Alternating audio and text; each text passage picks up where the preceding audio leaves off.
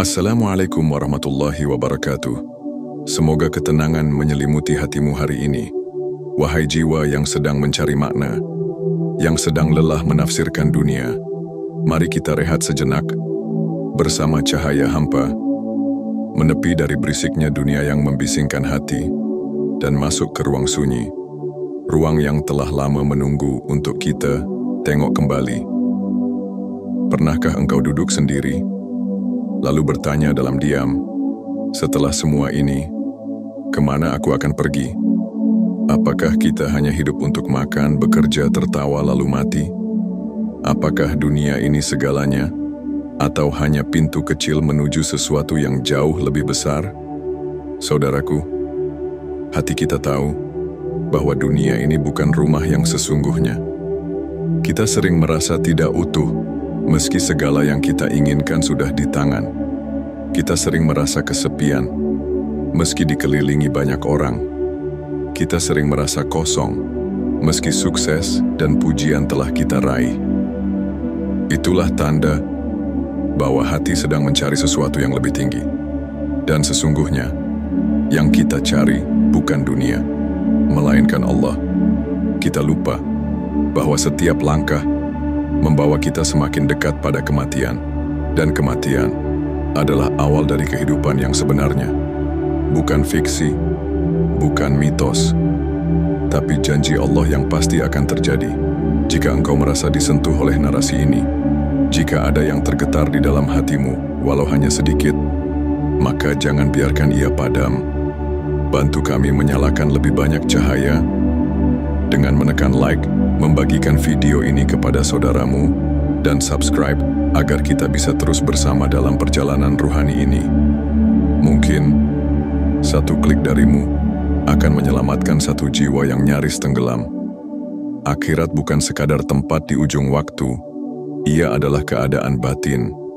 Ia bisa dirasakan sejak di dunia, di dalam hati yang hidup atau hati yang mati. Jika engkau ingin tahu siapa yang akan masuk surga, lihatlah siapa yang hatinya telah merasa damai saat sujud. Dan jika engkau ingin tahu siapa yang akan masuk neraka, lihatlah siapa yang jiwanya terus gelisah meski dunia sudah di genggaman. Surga ruhani hadir dalam hati yang ikhlas, dalam jiwa yang tenang yang tidak lagi bergantung pada dunia. Hatinya bersih dari dendam, lisannya penuh zikir, pandangannya selalu tertuju pada Allah. Sedangkan neraka ruhani adalah ketika jiwa tak bisa tidur dalam damai. Hati sempit, iri, takut, cemas, dan gelisah. Meski wajah tersenyum, hatinya retak. Meski harta melimpah, jiwanya fakir. Itulah neraka yang membakar dari dalam, tanpa asap, tanpa api, tapi membekas selamanya. Manusia diberi dua sisi oleh Allah, jiwa hewani yang mencintai dunia, kenyamanan, dan pujian, dan jiwa ruhani yang merindukan ketenangan, keheningan, dan sujud panjang. Jiwa hewani terus meminta, jiwa ruhani terus memberi. Jiwa hewani takut kehilangan. Jiwa ruhani tahu bahwa semua akan hilang kecuali Allah. Ketika kita terlalu banyak makan, tertawa, dan bersenang-senang, jiwa hewani menguat dan ruhani kita melemah. Tapi saat kita berpuasa, menangis dalam doa, dan merenung dalam sunyi, ruh kita kembali bersinar. Akhirat bukan tentang masa depan. Ia adalah tentang kesiapan. Bukan tentang nanti, tapi tentang sekarang.